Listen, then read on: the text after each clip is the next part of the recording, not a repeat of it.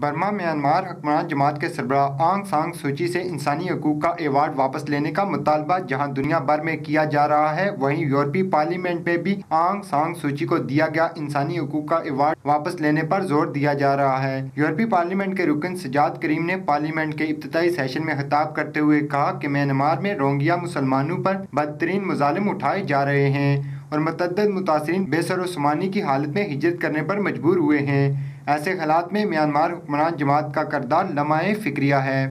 A very real human tragedy of many tens of thousands of people of the Rohingya Muslim community who are ineffectively being driven out, ethnically cleansed from the areas that they occupy. This is completely unacceptable and must come and be brought to an immediate halt now. Well, the ECR group has put forward a text which tries to achieve, first of all, for the government in Myanmar to bring an end to the situation that is currently unfolding in Rakhine province.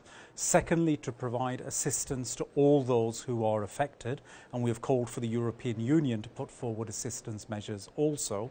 But then thirdly, for the European Union to carry out a review of all trade and investment between the European Union and Myanmar, and to adjust our policies in accordance with the response that we receive from the government of Myanmar.